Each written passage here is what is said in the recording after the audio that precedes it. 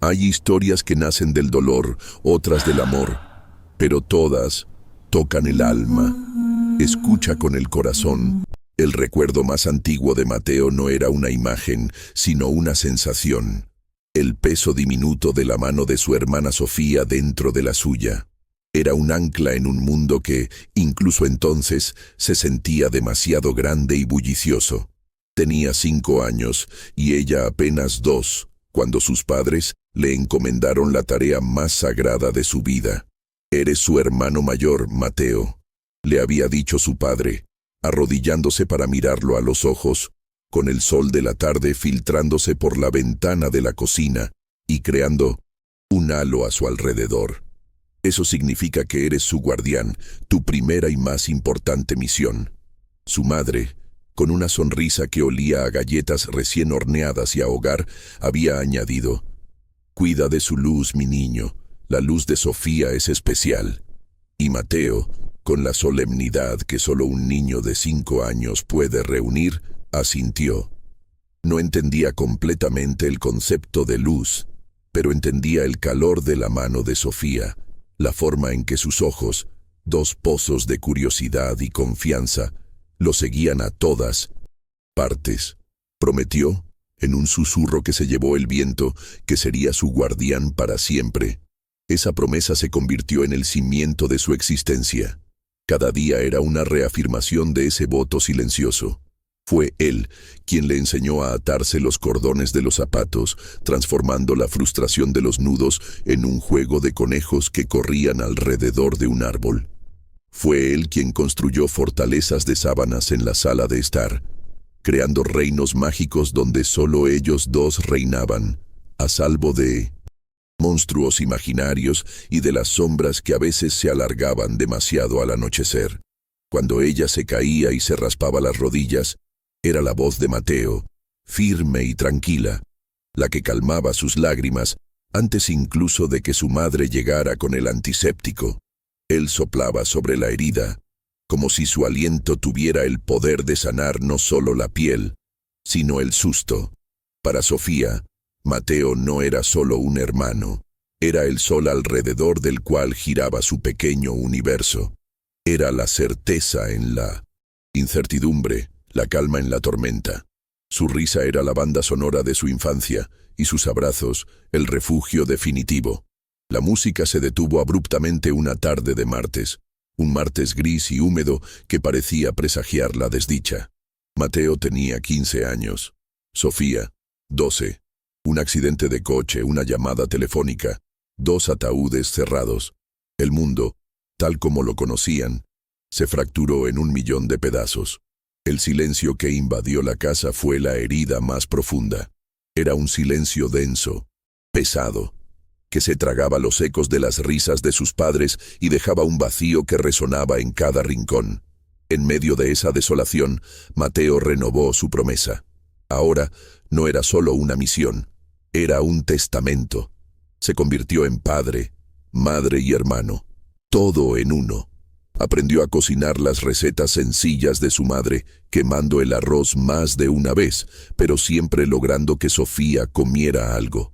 Se aseguraba de que hiciera sus deberes, sentándose a su lado en la mesa de la cocina, la misma donde su padre le había hablado de ser un guardián, y luchaba con ecuaciones y análisis de textos que apenas entendía, solo para poder ayudarla. Por las noches, cuando Sofía se despertaba llorando por pesadillas que siempre terminaban en una carretera oscura y lluviosa, Mateo se sentaba en el borde de su cama y le contaba historias.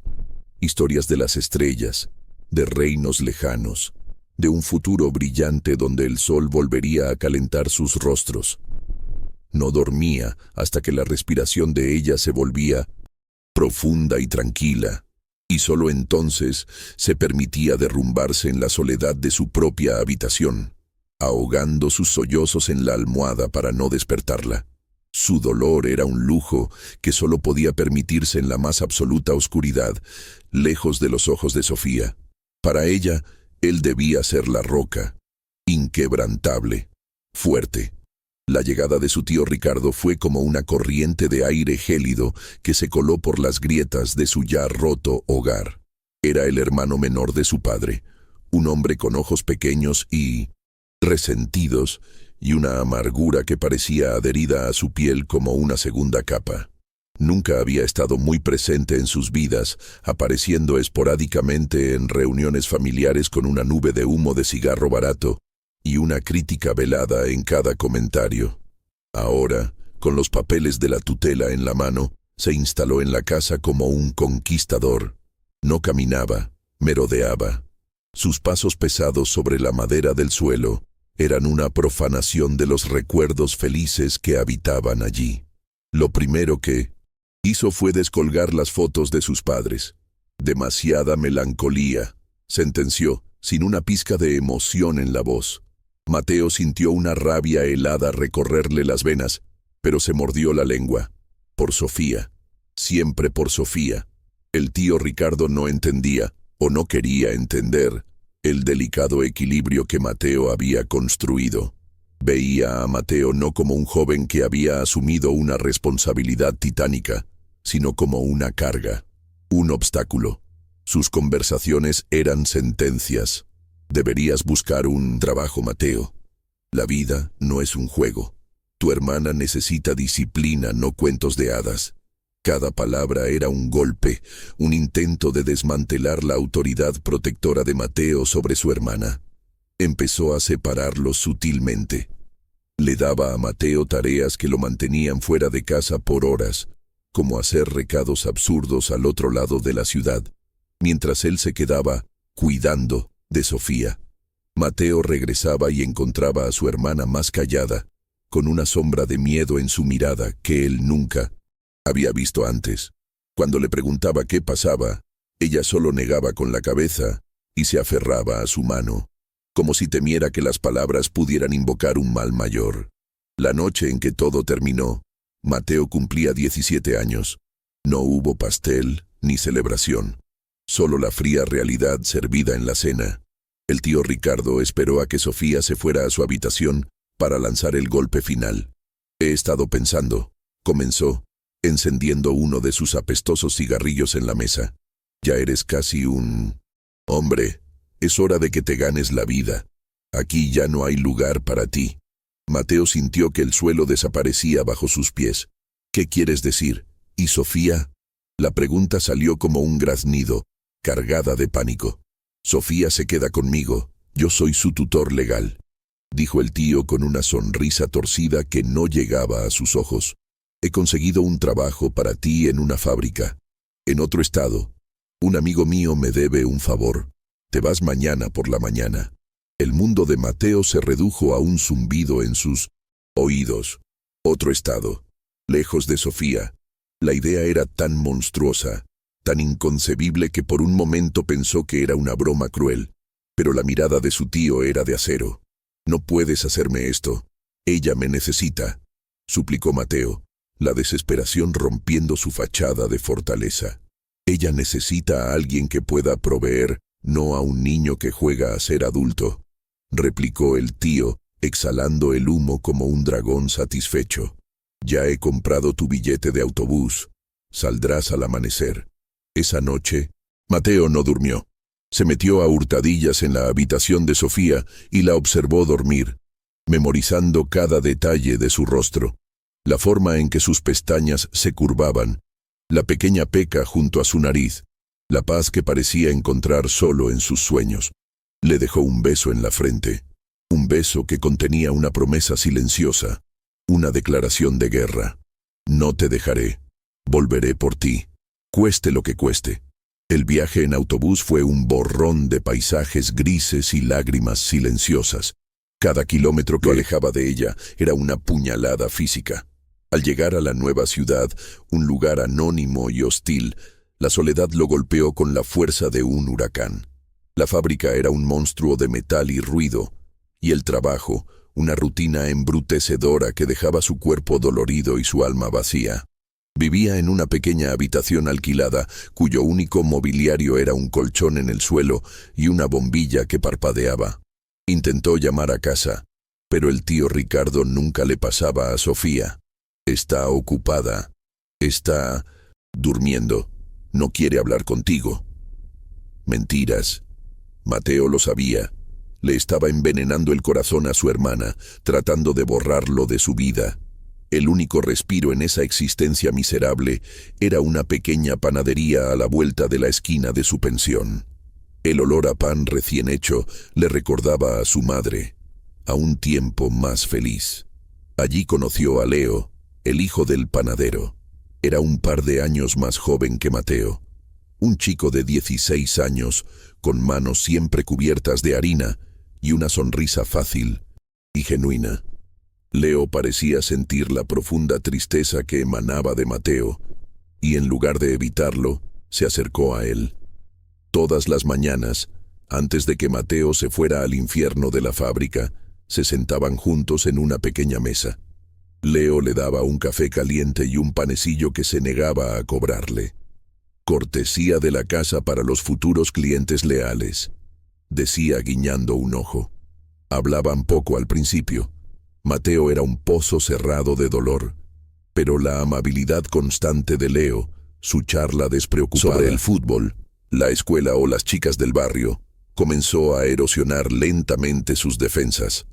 Mateo empezó a hablar de Sofía, no de la tragedia, sino de ella, de su risa, de su inteligencia, de su luz. Leo escuchaba con una atención que iba más allá de la simple cortesía. Veía el amor inmenso que Mateo sentía por esa hermana lejana, y en sus ojos, Mateo no veía lástima, sino respeto. La panadería se convirtió en su santuario, y Leo, en el único amigo que tenía en el mundo. Fue a Leo a quien le confesó su plan cuando cumplió los 18.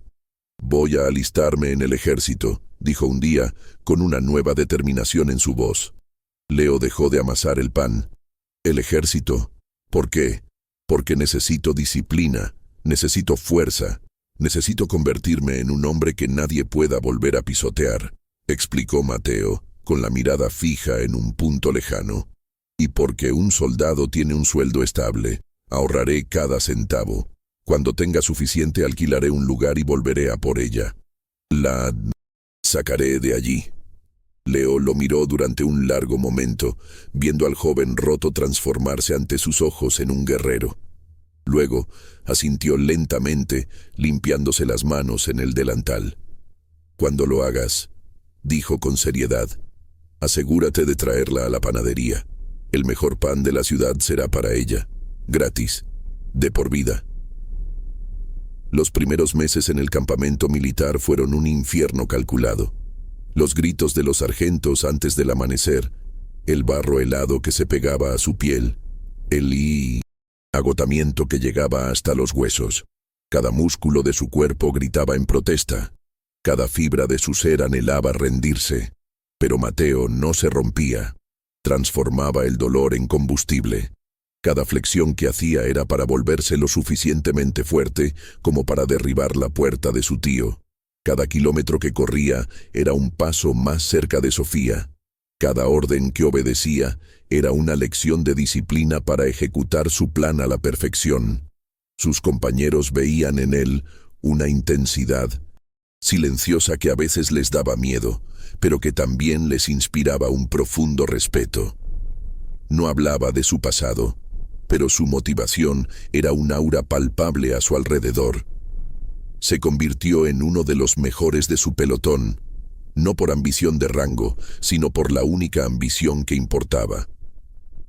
Por las noches, en la quietud del barracón, mientras los demás escribían a sus novias o a sus familias, Mateo miraba la única foto que tenía de Sofía, una imagen arrugada que había logrado salvar. La había tomado él mismo un verano, ella sonriendo con un diente de leche recién caído, la luz del sol jugando en su cabello. «Ya voy, mi luz», susurraba a la imagen. «Tu guardián ya viene, solo resiste un poco más». El entrenamiento lo estaba endureciendo por fuera, convirtiendo su cuerpo en un arma. Pero por dentro, el pensamiento de Sofía lo mantenía humano, manteniendo viva la llama de la ternura en medio de la brutalidad de su nueva vida. Era un soldado con una única misión, una que no le había dado ningún general, sino una promesa hecha a una niña pequeña en una cocina soleada, en una vida que parecía haber existido en otro universo. El tiempo en el ejército tiene una textura diferente. Se mide en toques de diana, en la cadencia de las marchas, en el olor a pólvora y sudor, y en la espera. Para Mateo, cada día era una página arrancada del calendario que lo separaba de su objetivo. El infierno inicial del entrenamiento básico se transformó en una rutina exigente, pero predecible. El cuerpo de adolescente desgarbado que había llegado al campamento se había cincelado, endurecido por el esfuerzo implacable. Sus manos, antes suaves, ahora estaban cubiertas de callosidades que contaban historias de cuerdas, fusiles y muros escalados.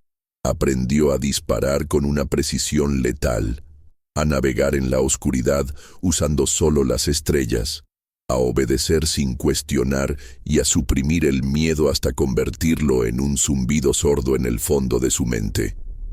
Se movía con una economía de movimientos y una confianza silenciosa que le ganaron el respeto de sus pares y la atención de sus superiores.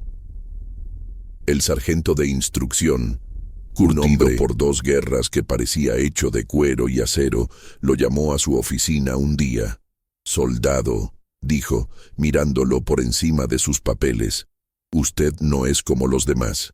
No está aquí para escapar de una novia embarazada o porque no sabía qué hacer con su vida. Usted está aquí con un propósito. Se le nota en la mirada. Es la misma mirada que he visto en hombres que van a la guerra por algo más que una bandera». Mateo permaneció en silencio, en posición de firmes, el corazón latiendo con fuerza. «No necesito saber qué es», continuó el sargento. «Solo le diré esto. Use ese fuego para ser el mejor soldado que pueda ser, pero no deje que lo consuma. El fuego que no se controla destruye el recipiente que lo contiene». Mateo asintió. «Sí, mi sargento». Y aunque apreciaba el consejo, sabía que su fuego no podía ser controlado. Era Sofía, y por ella se dejaría consumir 1000 veces si fuera necesario. Sus ahorros crecían lentamente, dolorosamente. Cada billete que guardaba en un sobre, escondido en el fondo de su taquilla, era una promesa. Renunciaba a las pequeñas comodidades que los otros soldados se permitían, las cervezas del fin de semana, las salidas al cine en la ciudad cercana, los dulces de la cantina. Su vida era un monacato autoimpuesto: entrenar, comer, dormir y ahorrar. Cada centavo era un ladrillo para la casa que construiría para ella, un paso más en el camino de vuelta a casa. A veces, la soledad era un abismo. Veía a los otros reír con las cartas de sus familias, mostrar fotos de sus hermanos pequeños, hablar de los planes para cuando volvieran. Mateo no tenía a nadie a quien escribir, ninguna voz familiar que esperar al teléfono. Su única conexión con el mundo exterior era Leo. De vez en cuando usaba un teléfono público para llamar a la panadería. «¿Cómo va todo, campeón?», preguntaba Leo, su voz siempre un bálsamo de normalidad en medio de la locura marcial. «Aquí, haciendo pan». Mateo le contaba de su progreso, no de los detalles del entrenamiento, sino de la cantidad que había logrado ahorrar. Y Leo le contaba de la vida en el barrio, de cómo la panadería prosperaba, de las pequeñas cosas que componían un mundo que a Mateo le parecía cada vez más lejano. «No te olvides, Mateo», le decía Leo al final de cada llamada. «Cuando la traigas, la primera hornada de la mañana es para ella». Esa simple promesa era suficiente para recargar sus fuerzas por semanas. Su amistad era un hilo invisible pero irrompible que lo mantenía atado a la humanidad, recordándole que más allá de los muros del cuartel, la bondad todavía existía. La carta llegó en un día inesperadamente soleado. La correspondencia era el momento más esperado del día en el barracón. Un torbellino de nombres gritados y sobres rasgados. Mateo nunca esperaba nada, así que se mantenía al margen, limpiando su fusil o repasando mapas. «García Mateo», gritó el cabo de repente. Mateo levantó la vista, confundido. Nadie le escribía. Se acercó con cautela, como si se acercara a un animal salvaje.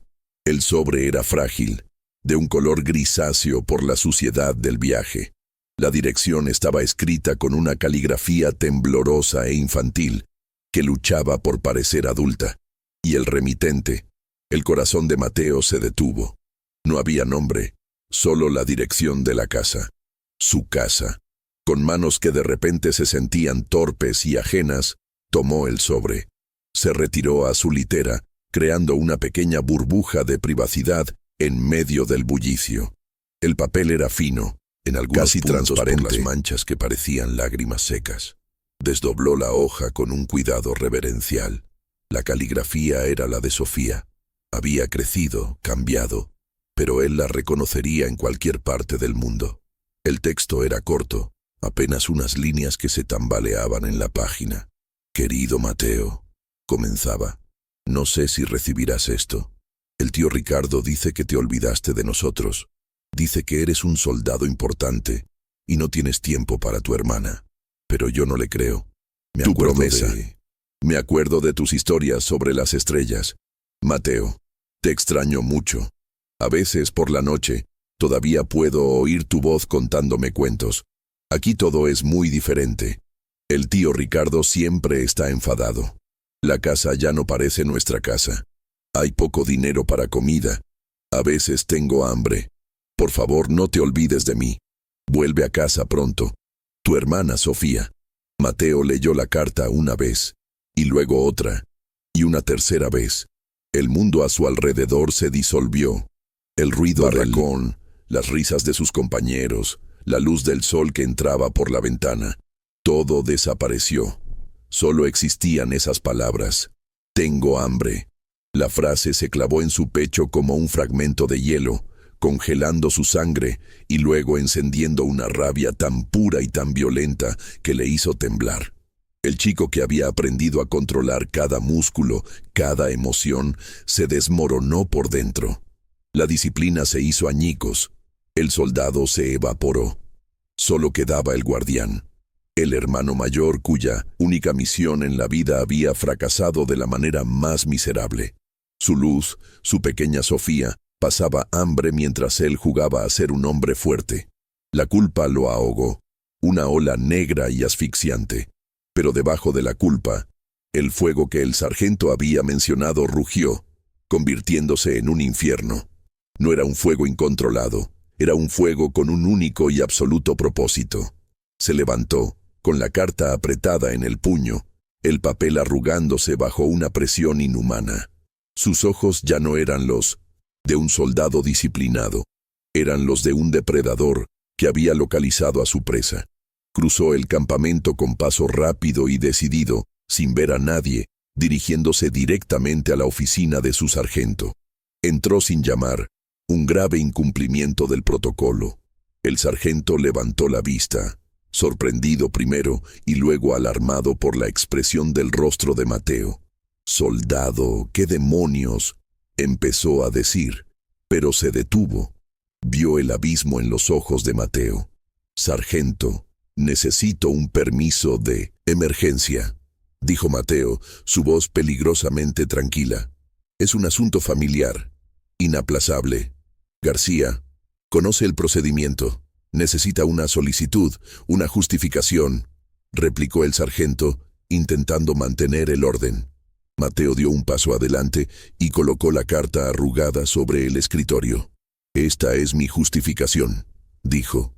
El sargento vaciló, luego tomó la carta y la leyó. Su rostro, normalmente una máscara impasible, se suavizó por un instante. Vio el «tengo hambre». Vista hacia Mateo, y por primera vez no vio a un soldado, sino a un hermano. Vio el fuego, y entendió que intentar detener a ese joven en ese momento sería como intentar detener una avalancha con las manos. Suspiró, un sonido largo y cansado. «Los permisos de emergencia requieren aprobación del capitán. Puede tardar días». «No tengo días, mi sargento», respondió Mateo, y en su voz había una finalidad que no admitía discusión. El sargento lo estudió un momento más. Vio la determinación, la promesa de violencia contenida, la rectitud de su causa. Tomó una decisión. Tiene 72 horas de permiso personal, a contar desde ahora, dijo, firmando un formulario. Oficialmente es por agotamiento de combate. No me haga quedar mal, García, y resuelva su asunto. Gracias, mi sargento, dijo Mateo. El agradecimiento era genuino, pero su mente ya estaba a 1000 kilómetros de distancia. Lo primero que hizo fue ir al banco de la pequeña ciudad. Retiró cada centavo que había ahorrado, una suma modesta para el mundo, pero una fortuna para él. El dinero, que antes representaba un futuro lejano, ahora era la herramienta para una acción inmediata. Luego, fue a un teléfono y llamó a la panadería. «Leo, soy yo», dijo cuando el joven panadero contestó. «Voy a por ella». No necesitó decir más. Podía sentir la sonrisa de Leo a través de la línea. «Te estaba esperando, campeón. ¿Qué necesitas?» «Necesito un lugar. Un apartamento pequeño, limpio y seguro. Lo antes posible. No puedo llevarla a Intocinta, una pensión». Hubo un silencio en la línea, seguido por el sonido de Leo hablando con su padre. «Mi primo alquila apartamentos a un par de calles de aquí. Son pequeños, pero decentes. Hablaré con él ahora mismo. Te conseguiré las llaves. ¿Cuándo llegas?» «Mañana por la tarde», dijo Mateo. «Perfecto. Te veré en la estación de autobuses. Y Mateo, trae a tu hermana a casa». El viaje de vuelta fue la antítesis del primero. Ya no era un exiliado asustado, sino un libertador en una misión. Cada parada, cada pueblo por el que pasaban, no aumentaba su desesperación, sino su impaciencia. El paisaje que antes había sido un borrón de tristeza, ahora era un mapa que lo acercaba a su destino. No durmió. Pasó la noche mirando por la ventana, la carta de Sofía en el bolsillo de su chaqueta, un recordatorio ardiente de lo que estaba en juego. Repasaba el plan una y otra vez. No habría confrontación si podía evitarla. No quería darle a su tío la satisfacción de una pelea. Su objetivo era Sofía, entrar, sacarla y desaparecer. Quería borrar a Ricardo de sus vidas como si nunca hubiera existido. Cuando el autobús finalmente entró en las calles de su ciudad natal, un nudo se formó en su garganta. Todo parecía igual, y sin embargo, irrevocablemente cambiado. Los árboles, las tiendas, las casas, todo estaba contaminado por el recuerdo de la traición. Bajó del autobús y allí estaba Leo, esperándolo en el andén, con la misma sonrisa honesta de siempre, aunque ahora había una seriedad en sus ojos. No dijeron mucho, un apretón de manos que era más un abrazo. Leo le entregó un juego de llaves. «Apartamento 3B, está limpio. La despensa tiene algo de comida, leche, pan, queso, lo básico». Mateo asintió, abrumado por la gratitud. «No sé cómo pagarte». «No digas tonterías. Somos amigos», lo cortó Leo. «¿Vas a ir ahora?» «Sí», respondió Mateo, su voz dura como el granito. «Voy a ir ahora mismo». Caminó por las calles familiares, cada esquina un fantasma del pasado. El parque donde había empujado a Sofía en el columpio, la heladería donde celebraban las buenas notas.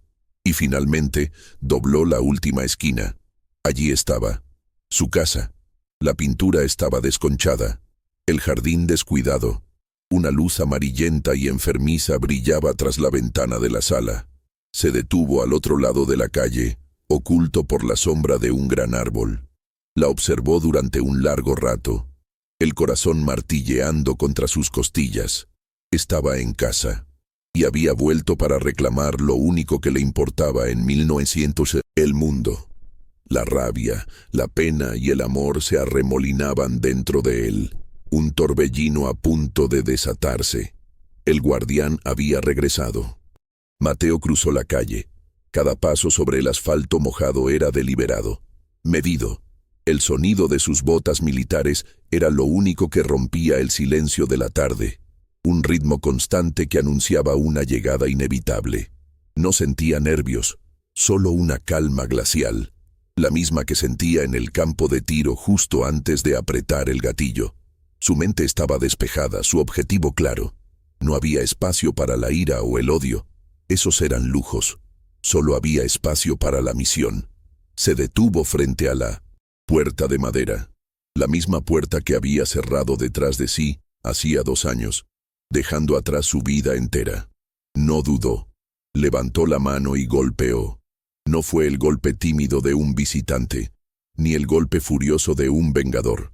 Fue el golpe firme y autoritario de alguien que ha venido a reclamar lo que es suyo. La puerta se abrió con un chirrido, y allí estaba él, su tío Ricardo. Parecía más viejo, más encorvado, con el mismo olor a tabaco rancio y amargura. Al ver a Mateo, su rostro pasó una mueca de desprecio. «¿Tú? ¿Qué demonios haces aquí? Se supone que estás en el ejército, jugando a ser un hombre», espetó, intentando bloquear el paso con su cuerpo. Mateo no lo miró. Sus ojos barrieron el interior de la sala, buscando. Y entonces la vio. Sofía apareció detrás de su tío, atraída por el ruido. Era ella, pero al mismo tiempo no lo era. Era más delgada, pálida. La luz en sus ojos, esa luz que Mateo había jurado proteger, estaba atenuada, casi extinguida, reemplazada por una sombra de miedo y resignación. Vestía ropas gastadas y su cabello, que antes brillaba, ahora colgaba sin vida. Cuando sus ojos se encontraron con los de Mateo, su rostro se quedó sin expresión, como si viera un fantasma. Un segundo de shock absoluto, seguido por un temblor que recorrió todo su cuerpo. «¿Mateo?», susurró, su voz un hilo apenas audible. Ese sonido, el susurro de su nombre, fue todo lo que Mateo necesitó. Ignoró por completo a su tío como si fuera un mueble, un obstáculo irrelevante. Dio un paso firme al interior de la casa, su presencia llenando el espacio, su uniforme y su postura irradiando una autoridad que Ricardo nunca podría igualar. Sus ojos nunca dejaron a Sofía. «He venido por ti, Sofía», dijo, su voz suave pero inquebrantable. «Vámonos». Ricardo finalmente reaccionó, la incredulidad dando paso a la furia. «No tienes ningún derecho. Lárgate de mi casa. Ella se queda aquí. Yo soy su tutor», gritó, su voz subiendo de tono hasta convertirse en un chillido agudo. Intentó agarrar el brazo de Mateo. Fue un error. Mateo no se movió. No lo empujó. No le gritó.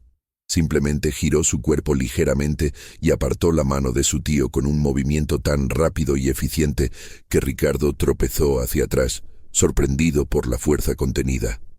Mateo ni siquiera le dedicó una mirada. Toda su atención, todo su ser, estaba concentrado en su hermana. Extendió su mano. «Sofía, vámonos a casa». En los ojos de ella, esperanza que había creído muerta. Miró a su tío, que la fulminaba con la mirada, y luego de nuevo a Mateo, su roca, su guardián, que había vuelto de entre los muertos. Y entonces, la luz regresó. Una pequeña chispa al principio, luego un resplandor que ahogó el miedo. Con un sollozo que era a la vez pena y liberación, se lanzó hacia adelante y tomó su mano. La sensación de su mano, más grande ahora pero igual de frágil dentro de la suya, cerró un círculo de dolor. La promesa estaba intacta. «No tienes nada que llevarte», dijo Mateo en voz baja, guiándola hacia la puerta. «No necesitas nada de este lugar». Salieron de la casa sin mirar atrás, dejando a Ricardo gritando improperios en el umbral, su voz desvaneciéndose hasta convertirse en el ruido insignificante que siempre había sido. Caminaron en silencio por las calles, la mano de Sofía firmemente sujeta a la de él. Ella temblaba, no de frío, sino de la magnitud del momento.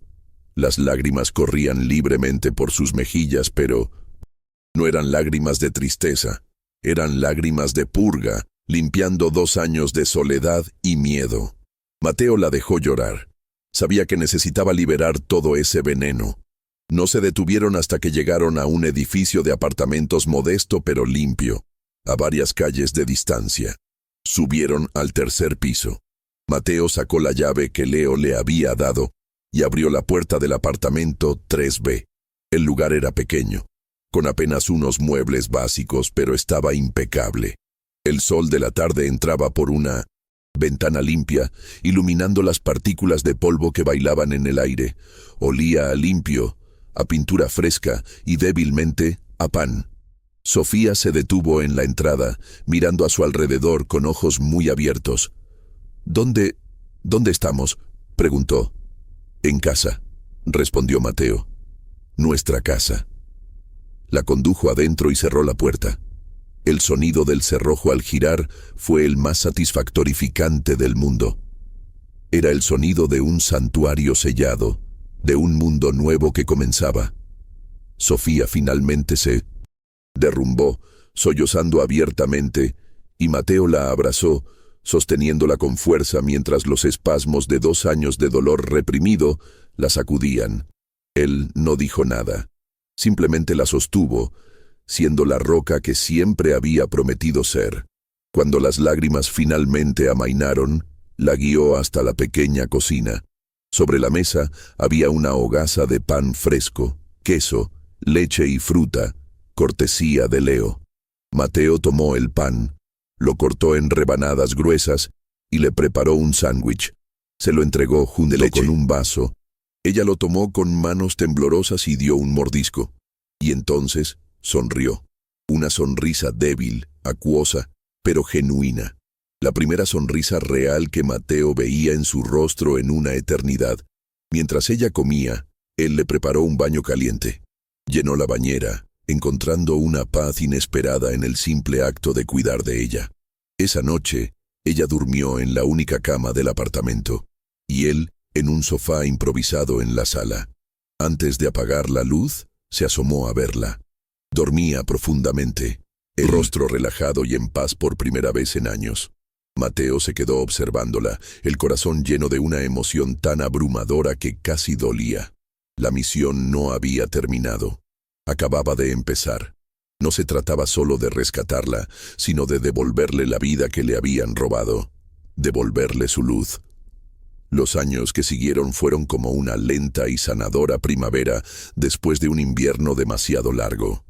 Mateo consiguió una baja honorable del ejército y encontró un trabajo estable en una empresa de seguridad. Su formación militar convertida en un activo valioso. Su vida era sencilla, dedicada por completo a Sofía. Se aseguraron de que ella volviera a la escuela, de que tuviera amigos, de que recuperara la risa fácil y la curiosidad por el mundo. El apartamento 3B, al principio un refugio espartano, se fue llenando de vida. Libros, música, el olor a comida casera y, por supuesto, pan. Leo se convirtió en una presencia constante en sus vidas. Al principio, venía a traerles panecillos calientes por la mañana. Luego, se quedaba a tomar un café. Pronto, sus visitas se alargaron. Mateo observaba, con una sonrisa tranquila, cómo Leo miraba a Sofía. No con la lástima que otros mostraban, sino con una admiración y una ternura que resonaban con la propia devoción de Mateo. Veía cómo la risa de Sofía se volvía más brillante en presencia de Leo, cómo sus ojos recuperaban todo su antiguo esplendor cuando él le contaba alguna historia divertida de la panadería. Leo no intentaba reemplazar a Mateo como su protector. En cambio, se convirtió en su compañero, alguien que le enseñó a confiar de nuevo, a abrir su corazón no por necesidad, sino por elección. Era un hombre bueno, trabajador y honesto, con las manos cubiertas de harina y el corazón lleno de bondad. Mateo no podría haber diseñado un hombre mejor para su hermana ni en sus sueños más optimistas. Verlos enamorarse fue como ver florecer el jardín más hermoso después de haber cultivado la tierra con sus propias manos. El día de la boda, el sol brillaba con una calidez generosa. La ceremonia fue en el pequeño jardín trasero de la panadería, decorado con luces de verbena y flores silvestres. Sofía estaba radiante. El vestido blanco y sencillo parecía hecho de luz de luna, y su sonrisa era tan brillante que podía haber guiado barcos hasta la orilla. Leo, a su lado, la miraba como si fuera el único milagro del universo. Mateo observaba desde un costado. vestido con su mejor traje, un nudo de pura emoción en la garganta. Vio a Leo tomar las manos de Sofía y hacer sus votos, prometiendo amarla, honrarla y darle pan caliente todas las mañanas de su vida. Vio a Sofía reír a través de las lágrimas y hacer sus propias promesas. Vio a sus amigos y vecinos aplaudir, celebrando un amor que se sentía tan puro y verdadero como la masa madre que Leo cultivaba con tanto cuidado. Durante el baile, mientras Sofía y Leo giraban en el centro de la pista improvisada, Mateo se sintió abrumado. Todos sus sacrificios, el exilio, la dureza del ejército, la soledad, todo había valido la pena por ese único momento, por verla así, completa, amada, feliz, inmensamente feliz. Su luz no solo estaba a salvo, ahora brillaba más que nunca, reflejada en los ojos de un buen hombre. Sofía lo vio observando y se excusó de los brazos de Leo, caminando hacia él. «Gracias», le dijo, su voz suave. «¿Por qué?», preguntó él, aunque ya lo sabía. «Por todo. Por volver por mí. Por darme esta vida». Sonrisa Mateo ancha y sonrió. genuina. Pasó un brazo por los hombros de ella y miró a la feliz pareja. «Yo no te di nada, Sophie. Solo abrí la puerta. Tú hiciste todo lo demás. Siempre has sido la más fuerte de los dos». Ella apoyó la cabeza en su hombro y ambos se quedaron mirando la celebración. La promesa hecha por un niño de 5 años en una cocina soleada se había cumplido.